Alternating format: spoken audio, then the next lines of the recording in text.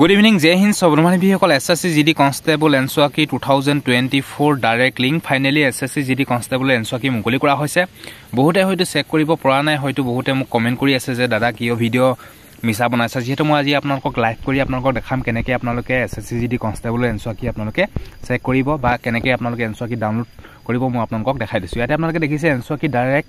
link e link dut click kori dibo. Click kora pisot eta notun page kholi pabo.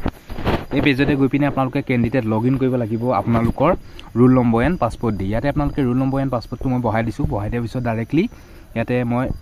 Date of বাৰ্থটো বহাই দিছো মানে বিহকৰ roll number and passport মোৱা পিছতে SSC GD কনষ্টেবলৰ এনসোৱাকি আহি যাব ইয়াতে আপোনালোকে দেখিছে constable GD in central arm police force CAPF SSF riflemen GD in Assam rifle examination 2024 এই লজনৰ এক্সাম হৈছিলে